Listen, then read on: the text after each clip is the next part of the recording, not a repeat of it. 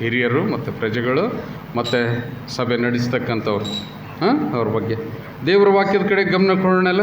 ದೇವ್ರ ವಾಕ್ಯ ಹೋದ್ಸಲ ಏನು ಹೇಳಿದ್ದು ನಾನು ನೆನಪೋಯ್ತು, ನನಗೆ ನೆನಪೋಗ್ಬಿಟ್ಟೆ. ಏನು ಹೇಳಿದೆ? ಬೆಳಕಿನ ಹಬ್ಬದ ಬಗ್ಗೆ ಹೇಳಿದ್ವಾ? ಸರಿ. ಇವತ್ತೇನು ಕೇಳಬೇಕಾಗಿದೆ? ದೇವ್ರ ವಾಕ್ಯದಲ್ಲಿ ಯಾವಾಗಲೂ ಆಸಕ್ತಿ ಇರಬೇಕು. ಏನಂತಂದರೆ ಏನು ಬರ್ತದೆ ಇವತ್ತು ಸಂದೇಶ ಏನಿದೆ, ನಾವು ಏನು ತಿಳಿದುಕೊಳ್ಬೇಕಾಗಿದೆ. ಸತ್ಯವೇದ ತಿಳಿದುಕೊಳ್ಬೇಕಾದ್ರೆ ನಾವು ಸಾಯೋವರೆಗೂ ಓದಬೇಕಂತ. ಈ ಜೀವನ, ಈ ಲೋಕ ಬಿಡೋವರೆಗೂ ನಾವು ಓದಬೇಕು, ಅದು ಮುಗಿಯಂಗೇ ಇಲ್ಲ. ಅಷ್ಟು ಅದ್ಭುತವಾಗಿರ್ತಕ್ಕಂಥ ಒಳ್ಳೆಯ ಅರ್ಥಗಳು ಸತ್ಯವೇದದಲ್ಲಿವೆ. ಇವತ್ತಿನ ದಿವಸದಲ್ಲಿ ನಾವು ಆಚರಣೆಗೆ ತಂದಿರತಕ್ಕಂಥದ್ದು ಇದು ಯಾವ ತಿಂಗಳ? ಕ್ರಿಸ್ಮಸ್ ತಿಂಗಳೇ ಇದು. ಡಿಸೆಂಬರ್ ಅಲ್ಲ? ಕ್ರಿಸ್ಮಸ್ ತಿಂಗಳೇ ಇದು. ಯಾವಾಗಲೂ ಅನ್ಬೇಕು ನಾವು. ಅದಕ್ಕೆ ನಾನು ಈ ಕ್ರಿಸ್ಮಸ್ ತಿಂಗಳ ಅಂತಾರಂತೇಳಿ ನಾನು 1ನೇ ತಾರೀಕು ದಿವಸ ವೈಟ್ ಕ್ರಿಸ್ಮಸ್ ಅಂತೇಳಿ ಆಚರಣೆ ಮಾಡಿದ್ದೀವಿ ಬೇಕಂತ. ಇದು ಕ್ರಿಸ್ಮಸ್ ತಿಂಗಳಾಗಬೇಕು, ಡಿಸೆಂಬರ್ ತಿಂಗಳಲ್ಲ. ಕ್ರಿಸ್ಮಸ್ ತಿಂಗಳಾಗಬೇಕು. ಕ್ರಿಸ್ಮಸ್ ತಿಂಗಳು ಯಾಕಂತಂದರೆ ತಿಂಗಳಾನುಗಟ್ಟಲೆ ನಾವು ಅದನ್ನು ಆಚರಣೆ ಮಾಡಬೇಕು. ಎಲ್ಲ ಕಡೆಗೆ ಮಾಡ್ತಾರೆ, ನಾವೇನಲ್ಲ. ಅದಕ್ಕೆ ನಾವು ಪ್ರೋತ್ಸಾಹಿಸಬೇಕು ಮತ್ತು ನಾವು ನಮ್ಮನ್ನು ಕೂಡ ಅಳವಡಿಸಿಕೊಳ್ಬೇಕು ಅಂತನ್ನುವುದರ ಬಗ್ಗೆ. ಯೇಸು ಕ್ರಿಸ್ತನ ಬಗ್ಗೆ ನಾವು ಎಷ್ಟು ತಿಳ್ಕೊಂಡ್ರೂ ಕೂಡ ಬಹಳ ಕಡಿಮೆ. ಈ ಯೇಸು ಸ್ವಾಮಿಯನ್ನು ಕೇಳಾರ್ದು ಈ ಭೂಮಿಗೆ ಬಂದನಂತೇಳಿ ತಿಳ್ಕೊಬೇಡ್ರಿ. ಆತನ ಎಲ್ಲ ರೀತಿಯಿಂದ ಅನೇಕ ಪ್ರವಾದಿಗಳ ಮುಖಾಂತರವಾಗಿ, ಅನೇಕ ಶಾಸ್ತ್ರಗಳ ಮುಖಾಂತರವಾಗಿ, ಅನೇಕ ನಮ್ಮ ಭಕ್ತರ ಮುಖಾಂತರವಾಗಿ ಆ ಒಂದು ಸಂದೇಶ ತಿಳಿಸಿದ್ದ ಆದಮೇಲೆ ಗೇಬ್ರಿಯಲ್ ದೇವದೂತ ಬಂದ್ಕಿಸ್ ಅದನ್ನು ತಿಳಿಸಿದ. ಹೌದಲ್ಲ? ಹೊಸ ಒಡಂಬಡಿಕೆ ಯಾವಾಗ ಬರೆಯಲ್ಪಟ್ಟಿತ್ತು? ಯೇಸು ಕ್ರಿಸ್ತನು ಹುಟ್ಟಿದ ನಂತರ ಬರೆಯಲ್ಪಟ್ಟಿತ್ತು. ಅದಕ್ಕಿಂತ ಮೊದಲು ಸತ್ಯವೇದ ಏನಾಗಿತ್ತು? ಅದು ಹಳೆಯ ಒಡಂಬಡಿಕೆಯಾಗಿತ್ತು. ಇಂದಿನ ಈ ಲೋಕದ ಚರಿತ್ರೆ ನಡೆದು ಬಂದ ರೀತಿಯನ್ನು ಬರೆಯಲ್ಪಟ್ಟಿತ್ತು. ಅನೇಕ ಪ್ರವಾದಿಗಳ ಮುಖಾಂತರವಾಗಿ ಬರೆಯಲ್ಪಟ್ಟಿರ್ತಕ್ಕಂಥದ್ದು. ಈ ಪ್ರವಾದಿಗಳ ಮುಖಾಂತರವಾಗಿ ಯೇಸು ಕ್ರಿಸ್ತನ ಬಗ್ಗೆ ಅವರಿಗೆ ಇರ್ತಕ್ಕಂಥ ಅಭಿಪ್ರಾಯದ ಬಗ್ಗೆ ನಾವು ಇವತ್ತು ತಿಳ್ಕೊಳ್ಬೇಕಾಗಿದೆ. ಅವ್ರು ಏನೇನು ಹೇಳ್ತಿದ್ರು, ಈ ಮುಂದೆ ಬರ್ತಕ್ಕಂಥವ್ನು ಎಂಥವ್ನು ಇರ್ತಾನೆ. ಆದಿಕಾಂಡ ಪುಸ್ತಕದಲ್ಲಿ ಬರೆಯಲ್ಪಟ್ಟಿದೆ ಅಲ್ರಿ, ನಾವು ಓದಿದ್ವಲ್ಲ. ಆದಿಕಾಂಡ ಪುಸ್ತಕದಲ್ಲಿ 49:10ನೇ ವಚನದಲ್ಲಿ ನಾವೇನು ಓದಿದ್ವಿ?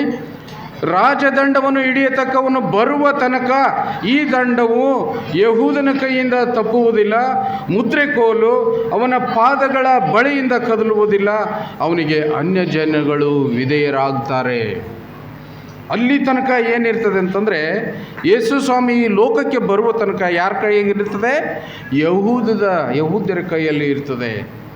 ಯಹೂದ್ಯರ ಕೈಯಲ್ಲಿರ್ತದೆ. ಅವರಿಗೂ ಕೂಡ ಗೊತ್ತಿದೆ ಏನಂತಂದರೆ, ಇದು ರಾಜದಂಡ, ಈ ಲೋಕವನ್ನು ಆಳ್ತಕ್ಕಂಥವನು, ಈ ದೊಡ್ಡ ಅಧಿಕಾರ ಹೊಂದಿರತಕ್ಕಂಥವನು ನಾವಲ್ಲ. ಆತನು ಬರ್ತಾನೆ, ಅಲ್ಲಿ ತನಕ ನಾವು ಕಾಯ್ತೇವೆ ಅಂತೇಳಿ ಹೇಳ್ತಾರೆ. ಆತನು ಬರೋವರೆಗೂ ನಾವು ಕಾಯಬೇಕಾಗಿದೆ. ಇದು ಆದಿಕಾಂಡ ಪುಸ್ತಕದಲ್ಲೇ ಬರೆಯಲ್ಪಟ್ಟಿತ್ತು. ಆದಿಯಲ್ಲಿ ವಾಕ್ಯವಿತ್ತು ಅಂತೇಳಿ ಏನು ಬರೆಯಲ್ಪಟ್ಟಿತ್ತಲ್ಲ, ಅಲ್ಲೇ ಈ ಲೋಕ ಯಾವಾಗ ಹುಟ್ಟಿತಪ್ಪ ಅಂತಂದರೆ ಯೇಸು ಕ್ರಿಸ್ತನು ಈ ಭೂಮಿಗೆ ಬರ್ತಕ್ಕಂಥದ್ದು ಆವತ್ತೇ ನಿರ್ಧಾರ ಆಗಿತ್ತು ಅಂತೇಳಿ. ಏಕೆಂತಂದರೆ ಆದಿಯಲ್ಲಿ ಇರ್ತಕ್ಕಂಥ ಆ ವಾಕ್ಯವನ್ನು ನಾವು ಇವತ್ತು ಜ್ಞಾಪಕ ಮಾಡ್ತಾ ಇದ್ದೇವೆ. ರಾಜದಂಡವನ್ನು ಹಿಡಿಯತಕ್ಕವನು ಬರುವ ತನಕ ಆ ದಂಡವು ಯಹೂದನ ಕೈಯಿಂದ ತಪ್ಪುವುದಿಲ್ಲ, ಮುದ್ರೆಕೋಲು ಅವನ ಪಾದಗಳ ಬಳಿಯಿಂದ ಕದಲುವುದಿಲ್ಲ, ಅವನಿಗೆ ಅನ್ಯ ಜನಗಳು ವಿಧೇಯರಾಗ್ತಾರೆ. ಅನ್ಯ ಜನಗಳು ಯಾರು? ಸ್ವಂತ ಜನರು ಯಾರು? ಈಗ ಅನ್ಯ ಜನಗಳು ಯಾರಾಗಿದ್ದೀವಿ? ಯಾರು ಕ್ರಿಸ್ತನನ್ನು ನಂಬಲಿಲ್ಲವೋ ಅವರೆಲ್ಲ ಅನ್ಯ ಜನಗಳೇ. ಈ ನಮ್ಮ ದೊಡ್ಡ ಊರಿದೆ, ನಮ್ಮಲ್ಲಿ ಎಲ್ಲೋ ಮಂದಿ ಕ್ರೈಸ್ತರೇ ಇಲ್ಲ, ಎಲ್ಲರೂ ಸ್ವಂತ ಜನರೇ ಇಲ್ಲ. ಅದಕ್ಕಾಗಿ ಆತನು ಇಲ್ಲಿ ಏನು ಬಳಸಿದ್ದಾನಂತಂದರೆ, ದೇವರ ಸಂದೇಶ, ದೇವರ ವಾಕ್ಯ, ನಿಜವಾದ ತಂದೆಯನ್ನು ಯಾರು ನಂಬಿ ನಿರೀಕ್ಷೆಯಿಂದ ಆತನ ಮುಖಾಂತರ ರಕ್ಷಣೆಯನ್ನು ಹೊಂದಿ ಈ ಲೋಕದಲ್ಲಿ ಮಾದರಿಯಾಗಿ ಯಾರು ಬದುಕ್ತಾರಪ್ಪ ಅಂತಂದರೆ ಅವರು ಸ್ವಂತ ಜನರಾದರು. ಬರೀ ನಂಬಿದ್ರೆ ಸಾಕು, ಸ್ವಂತ ಜನರಾದ್ರೆ. ನಾವೇನು ರಿಜಿಸ್ಟರ್ ಮಾಡಬೇಕಾಗಿಲ್ಲ, ಅದು ಹೆಸರು ಬರೆಸ್ಬೇಕಾಗಿಲ್ಲ. ಆದರೆ ಅದಕ್ಕಾಗಿ ಆತನು ರಾಜಾರೋಷವಾಗಿ ಹೇಳ್ತಾನೆ ಏನಂತಂದರೆ, ಆ ಒಂದು ಕಾಲಕ್ಕೆ ಅನ್ಯ ಜನಗಳು ಕೂಡ ಆತನಿಗೆ ವಿಧೇಯರಾಗ್ತಾರೆ. ಆಗ್ತಾ ಇದ್ದೀರಾ? ನೋಡ್ತಾ ಇದ್ದೀರಾ? ಧರ್ಮದ ಬಗ್ಗೆ ನೀವು ಗಮನಿಸ್ತಾ ಇದ್ದೀರಾ? ಭಾಳಷ್ಟು ಜನರು ಯಾರು ವಿದ್ಯಾವಂತರಿದ್ದಾರೆ ಅಂತಂದರೆ ಪ್ರತಿಯೊಬ್ಬೊಬ್ಬರು ಗಮನಿಸ್ತಾ ಇದ್ದಾರೆ. ಇದು ಕ್ರೈಸ್ತ ಧರ್ಮ, ಇದು ಯೇಸು ಕ್ರಿಸ್ತನ ನೀತಿಗಳು. ಸೊ ಈ ಸ್ಕೂಲ್ ಸಿಲೆಬಸ್ನಾಗ ಓದ್ತೀವಲ್ರಿ ನಾವು. ಸ್ಕೂಲ್ ಸಿಲೆಬಸ್ನಾಗ ಓದೋದಿಲ್ಲ. ಯಾರ್ಯಾರು ಆರ್ಟ್ಸ್ ಮಾಡಿರಿ, ಯಾರ್ಯಾರು ಕಾಲೇಜಿಗೆ ಹೋಗಿರಿ? ಭಾರತೀಯ ಧರ್ಮಶಾಸ್ತ್ರಗಳು ಓದಿರಿ ನೀವು? ಭಾರತೀಯ ಧರ್ಮಶಾಸ್ತ್ರದಲ್ಲಿ ಮುಖ್ಯವಾಗಿರ್ತಕ್ಕಂಥದ್ದು ಕ್ರೈಸ್ತ ಧರ್ಮ ಮತ್ತು ಯೇಸುವಿನ ಬಗ್ಗೆ. ಅದ್ರ ಬಗ್ಗೆ ಬೌದ್ಧಿಸಮ್, ಜೈನಿಸಮ್, ಹಿಂದೂಸಮ್ ಈ ಎಲ್ಲ ಓದ್ತೀವಿ ನಾವು. ಅದರಲ್ಲಿ ಮುಖ್ಯವಾಗಿರ್ತಕ್ಕಂಥದ್ದು ಬರೀ ಇಂಡಿಯನ್ ಹಿಸ್ಟ್ರಿನಲ್ಲಿ ಮಾತ್ರ ಹಿಂದೂಸ್ತಾನ್ಗಳ ಬಗ್ಗೆ ಬಂದಿದೆ. ಇಡೀ ಪ್ರಪಂಚದ ಎಲ್ಲ ಇತಿಹಾಸದಲ್ಲಿ ಏನಿದೆ ಅಂತಂದರೆ ಈ ಕ್ರೈಸ್ತತ್ವದ ಬಗ್ಗೆ ಎಲ್ಲ ಕಡೆಗೆ ಹಚ್ಚಾಕಲ್ಪಟ್ಟಿದೆ. ಇದು ಒಂದು ಸತ್ಯವಾದ ಧರ್ಮ ಅಂತ ಅನ್ನಲಿಕ್ಕೆ ಈ ಸಿಲೆಬಸ್ ಕೂಡ ಸಾಕ್ಷಿಗಳು ಕೊಡ್ತದೆ. ಅದಕ್ಕಾಗಿ ನಾವೇನು ಮಾಡಬೇಕಂತಂದರೆ ಇದನ್ನು ಸ್ಥಿರವಾಗಿ, ಸತ್ಯವಾಗಿ, ನಿತ್ಯವಾಗಿ, ಮನಃಪೂರ್ವಕವಾಗಿ ನೀವು ನಂಬ್ರಿ, ನಾವು ರಕ್ಷಣೆ ಹೊಂದಿದ್ದೇವೆ. ಅಂದಿನಿಂದ ನಿಮಗೆ ಕಷ್ಟ ಇಲ್ಲ, ಕಾರ್ಪಣ್ಯ ಇಲ್ಲ, ರೋಗ ಇಲ್ಲ, ರುಜಿನಗಳಿಲ್ಲ. ಏನು ಬಂದರೂ ಕೂಡ ಎದುರಿಸ್ತಕ್ಕಂಥ ಶಕ್ತಿ ಈ ವಾಕ್ಯದ ಮುಖಾಂತರವಾಗಿ ನಾವು ಪಡೆದುಕೊಳ್ತೇವೆ ಅಂತೇಳಿ ನಾನು ಹೇಳ್ತೇನೆ. ಅದಾದ ನಂತರ ಪ್ರವಾದಿಯಾದ ಯೆಶಾಯನೇ ಹೇಳ್ತಾನೆ.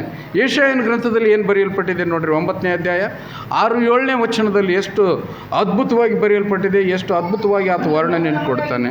ಒಂದು ಮಗು ನಮಗಾಗಿ ಹುಟ್ಟಿದೆ ಅಷ್ಟೇ, ವರದ ಮಗನು ನಮಗೆ ದೊರೆತನು, ಆಡಳಿತವು ಅವನ ಬಾವಿನ ಮೇಲಿರುವುದು.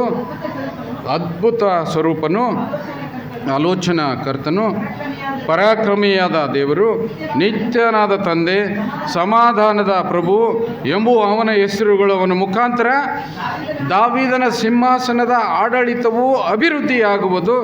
ದಾವೀದನ ರಾಜ್ಯದಲ್ಲಿ ನಿತ್ಯ ಸಮಾಧಾನವಿರುವುದು.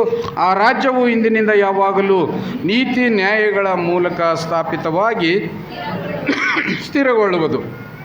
ಸೇನಾಧೀಶ್ವರನಾದ ಯೆಹೋವನ ಆಗ್ರಹವು ಇದನ್ನು ನೆರವೇರಿಸುತ್ತದೆ. ಯೆಶಾಯನು ಆಗಲೇ ಹೇಳಿದ್ದಾನೆ. ಆತನ ಬಗ್ಗೆ ಎಂಥ ಅದ್ಭುತವಾಗಿರ್ತಕ್ಕಂಥ ವರ್ಣನೆ ಕೊಟ್ಟಿದ್ದಾನೆ. ಅದ್ಭುತ ಸ್ವರೂಪನು, ಅದಕ್ಕೆ ವರ್ಣನೆಯೇ ಆ ರೀತಿ ಅಂತ, ಹೌದಿಲ್ಲ? ಅಷ್ಟು ಅದ್ಭುತ ಸ್ವರೂಪನು ಅಂತಂದರೆ ಏನು ಹೇಳ್ತಾನೆ ಅದು ಆಗ್ತದೆ. ಅದ್ಭುತ ಕಾರ್ಯ ಏನು ಆಗೋದಿಲ್ಲ ಅಂತೇಳಿ ನೀವು ನಿರೀಕ್ಷೆ ಮಾಡಿರ್ತೀರಿ ಅಂತಂದರೆ ಅಲ್ಲಿ ಹೋದರೆ ಆಗಿಬಿಟ್ಟಿರ್ತದೆ.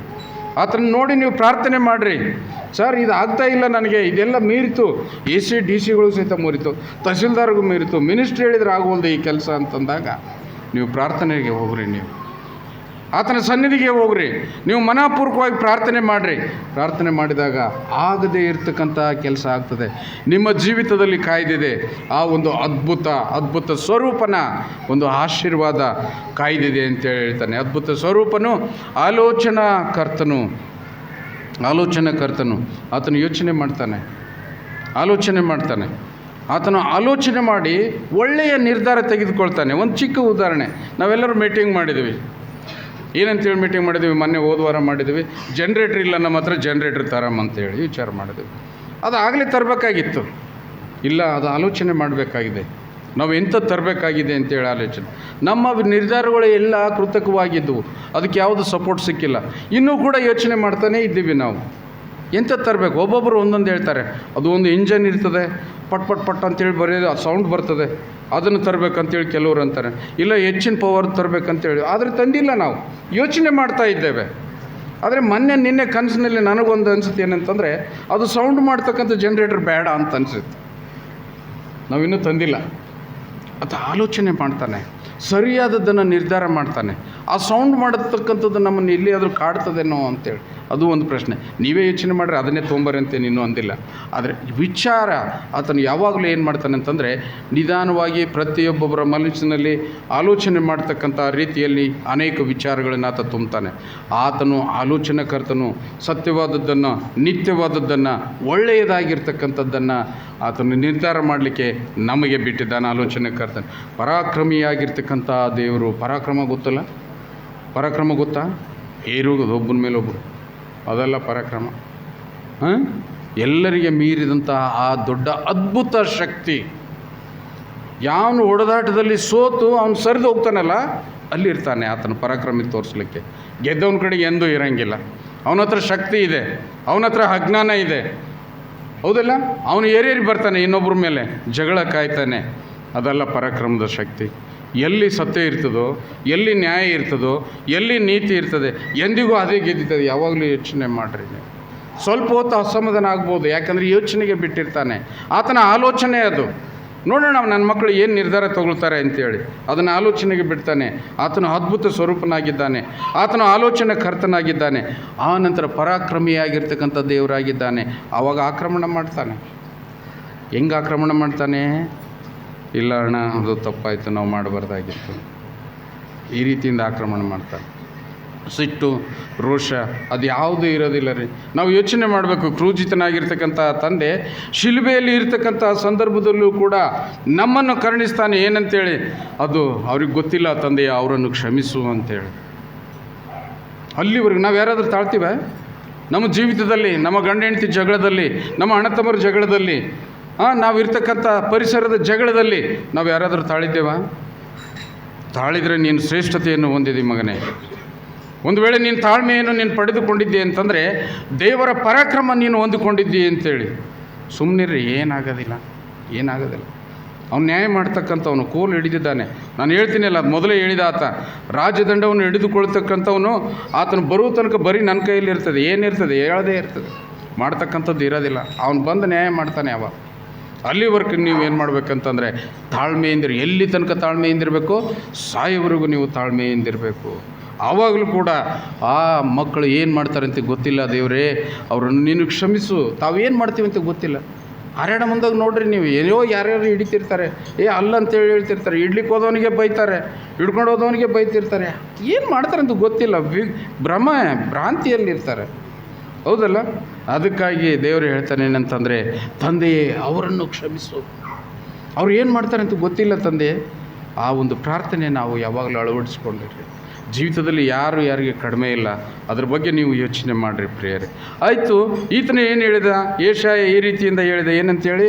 ಪರಾಕ್ರಮಿಯಾಗಿರ್ತಕ್ಕಂಥ ಮತ್ತು ನಿತ್ಯನಾಗಿರ್ತಕ್ಕಂಥ ತಂದೆ. ನಮ್ಮಪ್ಪ ಇವತ್ತಿನ ಸತ್ತೋಗ್ಬಿಟ್ಟ, ನಮ್ಮ ತಾತ ನಿನ್ನೆ ಮೊನ್ನೆ ತನಕ ಇದ್ದ, ಆತನು ಸತ್ತೋಗ್ಬಿಟ್ಟ. ಇಲ್ಲ, ಈತನಿಗೆ ಸಾವಿಲ್ಲ, ಈತನಿಗೆ ಅಂತ್ಯ ಇಲ್ಲ. ಈತನು ನಿತ್ಯನಾಗಿರ್ತಕ್ಕಂಥ ತಂದೆಯಾಗಿದ್ದಾನೆ ಮತ್ತು ಸಮಾಧಾನದ ಪ್ರಭುವಾಗಿದ್ದಾನೆ. ಒಂದೊಂದು ಸಲ ಅಂತಿರ್ತೀವಿ ನಾವು, ನಮ್ಮ ಎದುರಿಗಿರ್ತಕ್ಕಂಥವ್ರು ಮರಣವನ್ನು ಹೊಂದಿದಂಥ ಸಂದರ್ಭದಲ್ಲಿ ಅವ್ರ ಬಗ್ಗೆ ಕೆಟ್ಟ ಯೋಚನೆಗಳನ್ನು ನಾವು ಮಾಡ್ತಕ್ಕಂಥದ್ದು ಸಹಜ. ಮಾಡಲಿ ಮಗ, ಮಾಡಿದ ಹೋಗಿಬಿಟ್ಟ ಅಂಥೇಳಿ. ಎಷ್ಟು ದುರದೃಷ್ಟಕರ. ನಮ್ಮ ವಿಚಾರಗಳು ಭಾಳ ಕೆಟ್ಟವಾಗಿರ್ತಕ್ಕಂಥ. ದೇವರು ಪ್ರತಿಯೊಬ್ಬೊಬ್ಬರಿಗೆ ಆಯುಷ್ಯ ಕೊಟ್ಟಿದ್ದಾನೆ. ಎಷ್ಟೆಷ್ಟು ದಿವಸ ನಾವು ಈ ಲೋಕದಲ್ಲಿ ಜೀವಿಸಬೇಕಾಗಿದೆ, ಅಷ್ಟು ದಿವಸ ನಾವು ನಿಭಾಯಿಸಿ ಹೋಗ್ತೇವೆ. ಅವ್ರ ಬಗ್ಗೆ ವ್ಯಂಗ್ಯ ಹಾಡ್ತಕ್ಕಂಥದ್ದು ಮೊಟ್ಟ ಮೊದಲನೇದಾಗಿ ನೀವು ಮಾಡ್ತಕ್ಕಂಥ ದೊಡ್ಡ ದೈವಿಕ ತಪ್ಪು. ಯಾರು ಸತ್ರು ಖುಷಿ ಪಡ್ಲಿಕ್ಕೆ ಹೋಗ್ಬೇಡ್ರಿ, ಅದು ದುಃಖದ ದಿವಸ. ಯಾರು ನಮ್ಮಿಂದ ಕಷ್ಟಪಡ್ತಾರೆ ಅಂತಂದರೆ ಎಂದೂ ಅದನ್ನು ಸಂತೋಷಪಡಿಸ್ಲಿಕ್ಕೆ ಹೋಗ್ಬೇಡ್ರಿ, ಅದನ್ನು ಅನುಭವಿಸ್ಲಿಕ್ಕೆ ಹೋಗ್ಬೇಡ್ರಿ. ಅಯ್ಯೋ ಅಂಥೇಳಿ ಮರುಗ್ರಿ ನೀವು. ದೇವರು ನಿಮಗೆ ಒಂದು ಒಳ್ಳೆಯ ದಿವಸವನ್ನು ಆತನ ಮುಂದೆ ಕಾಯ್ದಿಟ್ಟಿರ್ತಾನೆ. ಅವನ ಮುಖಾಂತರವಾಗಿ ದಾವೀದನ ಸಿಂಹಾಸನದ ಆಡಳಿತ ಅಭಿವೃದ್ಧಿಯಾಗ್ತದೆ. ನೋಡಿದ್ದೀವಲ್ಲ ನಾವು, ಯೇಸು ಕ್ರಿಸ್ತನ ಡ್ರಾಮನ್ನು ನೋಡಿದ್ದೇವೆ. ಅಲ್ಲಿ ಒಂದು ಕಾನಿ ಸುಮಾರಿ ಬರೆಸ್ಕೊಳ್ಳತಕ್ಕಂಥದ್ದು ಒಂದು ಸೈನ್ ಇದೆ. ಹೌದಲ್ಲ? ಒಬ್ಬನ ಹೆಸರು ಬರ್ಸ್ಕೊಳ್ಳಿಕ್ಕೆ ಕುಂದಿರ್ತಾನೆ. ಯಾವ ಗೋತ್ರದವರು ನೀವು ಅಂತೇಳಿ ಕೇಳ್ತಾರೆ. ಯಾರು ಗೋತ್ರದವ್ರು ಅಂತ ಹೇಳ್ತೀರಪ್ಪ? ಅವರು ದಾವೀದನ ಗೋತ್ರದವರು. ಪ್ರತಿಯೊಬ್ಬೊಬ್ಬರ ಬಾಯಲ್ಲಿದೆ. ಯೇಸು ಕ್ರಿಸ್ತನು ಅದೇ ಒಂದು ಗೋತ್ರದಲ್ಲಿ ಇರ್ತಕ್ಕಂಥವನು. ಆಗಲೇ ಆಶೀರ್ವಾದ ಹೊಂದಿದೆ. ಏನಂತೇಳಿ ಆಶೀರ್ವಾದ ಹೊಂದಿದೆ? ಸಮಾಧಾನದ ಪ್ರಭುವು ಎಂಬುವ ಅವನ ಹೆಸರು. ಅವನ ಮುಖಾಂತರವಾಗಿ ದಾವೀದನ ಸಿಂಹಾಸನದ ಆಡಳಿತವು ಅಭಿವೃದ್ಧಿಯಾಗ್ತದೆ. ನಿನ್ನೆ ಮೊನ್ನೆ ಆಗಲಿಲ್ಲ, ನಾವು ಡ್ರಾಮಾ ಮಾಡಿದಾಗ ಆಗಲಿಲ್ಲ. ಅದು ಎಂದೋ ಹಚ್ಚು ಹಾಕಲ್ಪಟ್ಟಿದೆ, ಎಂದೋ ಆಶೀರ್ವಾದ ಹೊಂದಿದ್ದಾಗಿದೆ. ಆತನ ಮುಖಾಂತರವಾಗಿ ಇಡೀ ಈ ಲೋಕದ ಆಡಳಿತ ನಡೆದು ಹೋಗ್ತದೆ. ಅದಕ್ಕಾಗಿ ಆತನ ರಾಜ್ಯ ಏನಾಗ್ತದೆ? ಸ್ಥಿರವಾಗ್ತದೆ ಅಂತೇಳಿ ದೇವರ ವಾಕ್ಯ ಹೇಳ್ತದೆ. ಆ ರಾಜ್ಯ, ದಾವೀದನ ರಾಜ್ಯದಲ್ಲಿ ನಿತ್ಯ ಸಮಾಧಾನ ಇರ್ತದೆ. ಆ ರಾಜ್ಯವು ಇಂದಿನಿಂದ ಯಾವಾಗಲೂ ನೀತಿ ನ್ಯಾಯಗಳ ಮೂಲಕ ಸ್ಥಾಪಿತವಾಗಿ ಸ್ಥಿರಗೊಳ್ಳುವುದು. ಸೇನಾಧೀಶ್ವರನಾದ ಯೆಹೋವನ ಆಗ್ರಹವು ಇದನ್ನು ನೆರವೇರಿಸುವುದು. ನಮಗೆ ಅನ್ಯಾಯ ಆಯ್ತಂತೇಳಿ ಎಂದು ಯೋಚನೆ ಮಾಡಬೇಡ್ರಿ. ನಮಗೆ ಅನ್ಯಾಯ ಆಯ್ತು ಅಂತಂದರೆ ಯಾರಾದರೂ ಉಪವಾಸ ಬಿದ್ದಿರೆ? ಯಾರು ಉಪವಾಸ ಬಿದ್ದಿಲ್ಲ. ಅನ್ಯಾಯ ಆಗಿಲ್ಲ, ನಿನಗಷ್ಟೇ ಬೇಕಾಗಿದೆ, ಅದನ್ನು ಕೊಟ್ಟಿದ್ದಾನೆ. ಹೌದಾ? ಜಗ್ಗಿ ಬೆಳೀಲಿ ಅಂತೇಳಿ ಯೋಚನೆ ಮಾಡ್ತೇವ? ನಮ್ಮ ಹೊಲ ಬೆಳೀಲಿಲ್ಲಪ್ಪ, 10 ಚೀಲ ಆಗಬೇಕಾದ್ದು 1 ಚೀಲ ಆಯ್ತು, ಉಪವಾಸ ಬಿದ್ದೀವಿ ನಾವು? ಇಲ್ಲ, ನಮ್ಮ ಜೀವಿತ ಆತನ ಕೈಯಲ್ಲಿದೆ. ಅದ್ರ ಬಗ್ಗೆ ಚಿಂತೆ ಮಾಡ್ತಕ್ಕಂಥದ್ದೇ ಇಲ್ಲ. ಅದಕ್ಕೆ ಏನಂತಂದರೆ ಅದು ಇಲ್ಲಿ ಏನಾಗ್ತದೆ ಅಂತಂದರೆ, ಕ್ರೈಸ್ತರಂತಕ್ಕಂಥವ್ರಿಗೆ ಪ್ರತಿಯೊಬ್ಬೊಬ್ಬರಿಗೆ ಗೊತ್ತಿದೆ ನೀತಿ ನ್ಯಾಯ ಏನಿದೆ ಅಂತೇಳಿ. ಕ್ರೈಸ್ತನಿಗೆ ಗೊತ್ತಿದೆ. ನಮ್ಮನ್ನು ನಾವೇ ಯೋಚನೆ ಮಾಡ್ಬೇಕು, ಇನ್ನೊಬ್ರು ಹೇಳ್ತಕ್ಕಂಥದ್ದು ಬೇಡ. ನಮ್ಮನ್ನು ನಾವೇ, ಹೌದು ನಾನು ಆಡ್ತಕ್ಕಂಥ ಮತ್ತು ಸರಿ ಇದೆನಾ, ನಾನು ನಡೀತಕ್ಕಂಥ ರೀತಿ ಸರಿ ಇದ್ದೇನೆ, ನಮ್ಮನ್ನು ನಾವು ಮನನ ಮಾಡಿಕೊಂಡು ಅದರಂತೆ ನಾವು ನಡೆದುಕೊಳ್ಳೋಣ. ಅದಕ್ಕೆ ಆತನು ಹೇಳ್ತಾನೆ ಏನಂತಂದರೆ, ಅವನ ಮುಖಾಂತರ ದಾವೀದನ ಸಿಂಹಾಸನದ ಆಡಳಿತ ಅಭಿವೃದ್ಧಿ ಆಗ್ತದೆ. ಯಾವಾಗಲೂ ದಾವೀದನ ರಾಜ್ಯದಲ್ಲಿ ನಿತ್ಯ ಸಮಾಧಾನವಿರುವುದು. ಆ ರಾಜ್ಯವು ಇಂದಿನಿಂದ ಯಾವಾಗಲೂ ನೀತಿ ನ್ಯಾಯಗಳ ಮೂಲಕ ಸ್ಥಾಪಿತವಾಗಿ ಸ್ಥಿರಗೊಳ್ಳುತ್ತದೆ. ಸೇನಾಧೀಶ್ವರನಾದ ಯೆಹೋವನ ಆಗ್ರಹ ಇದು ನೆರವೇರಿಸ್ತದೆ. ಬಿಡೋಂಗಿಲ್ಲ. ಅನ್ಯಾಯ ಆಗ್ಯದಂತೇಳಿ ಅಲ್ಲಿಗೆ ಆಗಂಗಿಲ್ಲ. ಅದು ನ್ಯಾಯ ಬರೋಸ್ ತನಕ ಅದು ಹಾಗೇ ಮುನ್ನಡೀತಿರ್ತದೆ ಅಂತೇಳಿ ಏಷ್ಯಾನು ಹೇಳಿರ್ತಕ್ಕಂಥ ಆ ಮಾತು. ಮತ್ತು ನಾನು ನಿಮ್ಗೆ ಮೊದಲೇ ಹೇಳಬೇಕಾಗಿತ್ತು ಏನಂತಂದರೆ, ಹಬ್ಬ ಯಾವ ರೀತಿಯಿಂದ ಆಚರಣೆ ಮಾಡ್ಬೇಕು ನಾವು ನೋಡೋಣ. ಯಾವ್ಯಾವ ರೀತಿಯಿಂದ ಆಚರಣೆ ಮಾಡ್ತೀರಿ ಒಂದು ಹೇಳ್ರಿ ನೋಡೋಣ. ಹಬ್ಬ ಯಾವ ರೀತಿಯಿಂದ ಆಚರಣೆ ಮಾಡ್ತೀರಿ? ನನಗೆ ಯಾರು ಅಂದರು ಹೋಳಿಗೆ ಮಾಡ್ತೀವಿ ರೀ ಅಂತಂತ. ಹಬ್ಬದ ಒಂದು ಭಾಗ ಅದಲ್ಲ, ಆ ಹುಡುಗನಿಗೆ ಅಷ್ಟೇ ಗುರ್ತದ ಅಷ್ಟೇ ಹೇಳಿದೆ. ಹಬ್ಬ ಹೆಂಗೆ ಮಾಡ್ತೀರಿ? ಹೊಸ ಬಟ್ಟೆ ಉಟ್ಕೊಂತೀವಿ ರೀ ನಾವು ಅಂತಂದ್ರೆ ಅದನ್ನು ಒಪ್ತಕ್ಕಂಥದ್ದು. ಮತ್ತು ಇನ್ನು ಇಲ್ಲ, ನಮ್ಮಲ್ಲಿ ಯೋಚನೆ ಇಲ್ಲ. ಆಲೋಚನಾ ಕರ್ತನೂ ಆತ. ಆಲೋಚನೆ ಯಾಕೆ ಬರ್ತಾ ಇಲ್ಲ? ನಾವೇನು ಕೆಟ್ಟದಾಗಿ ಯೋಚನೆ ಮಾಡ್ತಾ ಇದ್ದೀವ? ಒಳ್ಳೇದಕ್ಕಾಗಿ ಯೋಚನೆ ಮಾಡ್ತಾ ಇದ್ದೀವಿ. ಈ ಆಲೋಚನಾ ಕರ್ತನು ಹೆಂಗೆ ಯೋಚನೆ ಮಾಡ್ಲಿಕ್ಕತ್ತೇನೆ? ಹೋಳಿಗೆ ಮಾಡ್ತೀವಿ ಮೊದಲು, ಊಟದ್ದಿರಲಿ ಮೊದಲು, ಆಮೇಲೆ ಬಟ್ಟೆ ಆಯ್ತು, ಹೌದಾ? ಆಮೇಲೆ ಮನೆಗೆ ಸುಣ್ಣ ಹಚ್ತೀವಿ, ಮತ್ತು ಇನ್ನೊಂದು ಏನು ಮಾಡ್ತೀವಿ, ಹಬ್ಬದ ಪಟ್ಟಿ ಕೊಡ್ತೀವಿ, ಮತ್ತು ರಾತ್ರಿ ಭಜನೆ, ಅದು ರೂಲ್ ಆಗಿಬಿಟ್ಟದು ಅದು. ಮತ್ತು ಇನ್ನೂ ವಿಶೇಷತೆ ಇನ್ನೂ ವಿಶೇಷತೆ ಸ್ಟಾರ್ ಕಟ್ತೀವಿ ಅಲ್ರಿ. ಸ್ಟಾರ್ ಕಟ್ಟ್ರಿ ಅಂತ ಅವಾಗೇ ಹೇಳಿದೆ ನಾನು. ಯಾರು ಕಟ್ಟಿಲ್ಲ. ಯಾರಾದರೂ ಕಟ್ಟಿರಿ ಸ್ಟಾರ್ ಮನೆಗೆ? ಹೌದು. ಹಾಂ, ಸುಣ್ಣ ಹೊಡೆದಿಲ್ಲ. ಹೌದು, ಸುಣ್ಣ ಹೊಡೆದ ಮೇಲೆ ಕಟ್ಟ್ರಿ, ಅವತ್ತೇ ಕಟ್ಟಬೇಡ್ರಿ. ಹೌದು, ನಾನು ನಿಮಗೆ ಬಿಗಿ ಮಾಡಲಿಲ್ಲ, ನಾನೇ ಕಟ್ಟಿಲ್ಲಲ್ಲ, ಅದ್ರ ಸಲುವಾಗಿ ನಿಮಗೆ ಹೇಳಲಿಲ್ಲ. ಯಾಕಂತಂದರೆ ವೈಟ್ ಕ್ರಿಸ್ಮಸ್ ಆದ ದಿನ ಜನ ನಮ್ಮನ್ನು ನೋಡಿ ಏನು ಮಾಡ್ಬೇಕು, ಅಪ್ರಿಷಿಯೇಟ್ ಮಾಡಬೇಕು. ಈ ಲೋಕದಲ್ಲಿ ಎಲ್ಲರೂ ಅಮಾವಾಸ್ಯೆ ಹುಣ್ಣಿಮೆನ ಮಾತ್ರ ಮಾಡ್ತಾರೆ. ಹಬ್ಬ ಅಂದರೆ 1 ದಿವಸ ಮಾಡ್ತಾರೆ. ದಸರಾ ಅಂದರೆ 9 ದಿವಸ 10 ದಿವಸ ಮಾಡ್ತಾರೆ, ಹೌದಿಲ್ಲ? ನಾವ್ಯಾಕೆ 1 ತಿಂಗಳು ಮಾಡಬಾರ್ದು? ಯೋಚನೆ ಬೇಡವಾ? ಆಲೋಚನೆ ಇಲ್ಲ ನಿಮಗೆ? ಹಬ್ಬನ ಸಂಭ್ರಮಿಸ್ಬೇಕ್ರಿ ನಾವು. ಏನು ಹೇಳೋಕೆ ಹೊರಟಿದ್ದೀನಿ ನಾನು ಅಂತಂದರೆ, ನಾವು ಉಣ್ತೀವಿ, ರಾತ್ರಿ ಬೆಳಗನ ಭಜನೆ ಮಾಡ್ತೀವಿ, ಒಳ್ಳೆ ಬಟ್ಟೆ ತೊಗೋತೀವಿ, ಸುಣ್ಣ ಹಾಕ್ತೀವಿ, ಸ್ಟಾರ್ ಕಟ್ತೀವಿ, ಮನೆಗೆ ಬಂದವ್ರಿಗೆ ಗೌರವಿಸ್ತೀವಿ, ಏನಾದ್ರು ತಿಂಡಿ ತೀರ್ಥ ಕೊಟ್ಟು, ಮತ್ತು ಎಲ್ಲರೂ ಪ್ರಾರ್ಥನೆಯಲ್ಲಿ ಪಾಲ್ಗೊಳ್ಬೇಕಂತಕ್ಕಂಥದ್ದು. ಕ್ಯಾರಲ್ ಪಾರ್ಟಿ ಯಾರು ಇರೋಂಗಿಲ್ಲ, ನನಗೆ ಗೊತ್ತದ. ಇದ್ದವರು ಒಂದಿಷ್ಟು ಮಂದಿ ಹೆಸರು ಬರ್ಕೊಂಡಿವಿ ನಾವು ಅವಾಗಲೇ. ಮತ್ತು ಹೆಣ್ಮಕ್ಳು ಬರೋಂಗಿಲ್ಲ, ಅದು ಒಂದು. ಹೆಣ್ಮಕ್ಳು ಕ್ಯಾರಲ್ ಪಾರ್ಟಿ ಮಾಡಬಾರ್ದೇನು? ಸತ್ಯವೇದ್ದಾಗ ಎಲ್ಲಿ ಬರಲಿಲ್ಲ? ಹೌದು. ನಾವು ನಮ್ಮೂರಾಗ ಅಂತಂದರೆ ಅಡುಗೆ ಮಾಡಲಿಕ್ಕೆ ಹೋಗ್ತಾರಲ್ಲ ಟೈಮು 2-3ಕ್ಕೆ, ಅವಾಗ ಅದೊಂದು ನೆವ ಹೇಳಿ ಹೋಗ್ಬಿಡ್ತಾರೆ. ಇಲ್ಲಿ ಆ ನೆವ ಇಲ್ಲ ಪೋವಿಲ್ಲ, ಅದು ಕ್ಯಾರಲ್ ಪಾರ್ಟಿ ನಮ್ಮದೇ ಅಲ್ಲ ಅಂತಾರೆ ಅವ್ರು. ಇಲ್ಲ, ಹಂಗೆ ಬಂದದ್ದು ಅಲ್ಲ. ಸ್ವಲ್ಪ ಚೇಂಜ್ ಆಗ್ರಿ, ಚೇಂಜ್ ಆಗ್ರಿ ಈ ಸಲ. ನೋಡೋಣ, ಬಳತ್ತಿರಬೇಡ್ರಿ, ಸ್ವಲ್ಪ ಇಲ್ಲಿ ಆಲಯದಾಗ ಇರಿಸ್ತಕ್ಕನ ಇರ್ರಿ.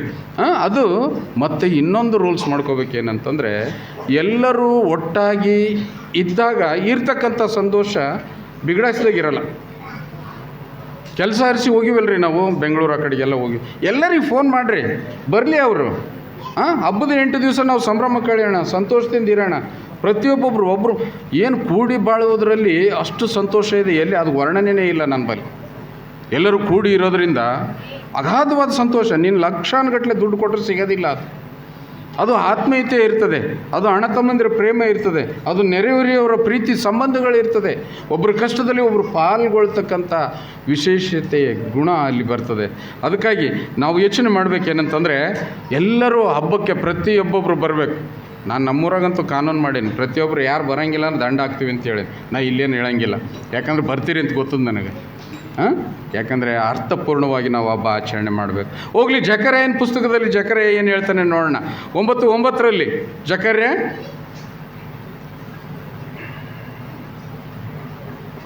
ಆಯ್ತು, ಮುಗಿಸಂ, ಭಾಳ ಆಯ್ತು. ಚಿಯೋನ್ ನಗರಿಯೇ ಬಹು ಸಂತೋಷ ಪಡು, ಯೆರೂಸಲೇಮ್ ಪುರಿಯೇ ಹರ್ಷಧ್ವನಿಗೈ. ನೋಡು, ನಿನ್ನ ಅರಸ ನಿನ್ನ ಬಳಿಗೆ ಬರ್ತಾನೆ.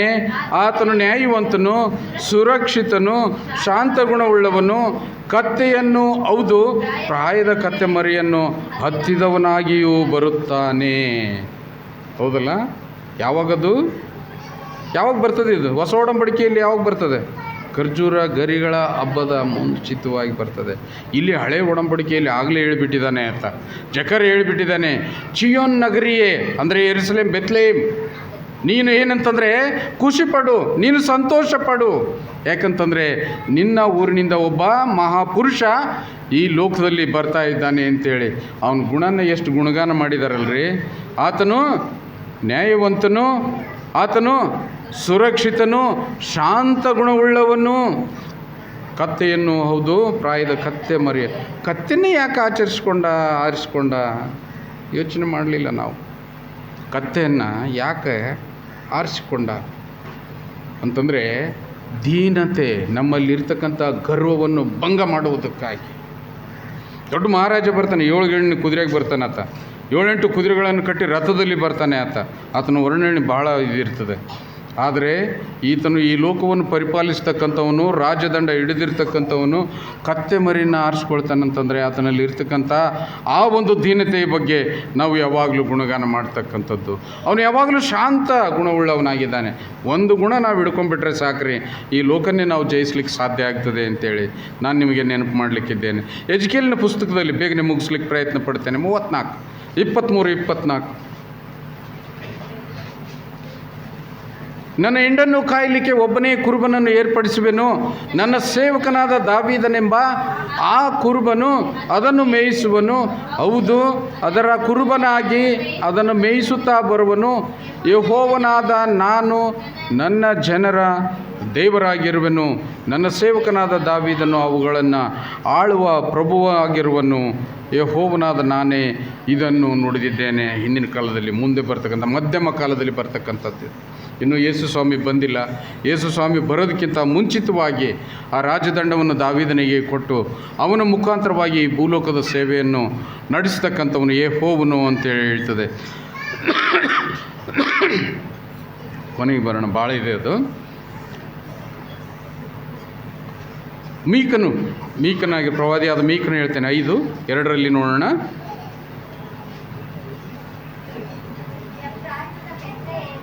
ಎಫ್ರಾತದ ಬೆತ್ಲೆಹೇಮೇ, ನೀನು ಯಹೂದದ ಗ್ರಾಮಗಳಲ್ಲಿ ಚಿಕ್ಕದಾಗಿದ್ದರೂ ಇಸ್ರಾಯೇಲನ್ನು ಆಳತಕ್ಕವನು ನಿನ್ನೊಳಗಿಂದ ನನಗಾಗಿ ಹೊರಡುವನು.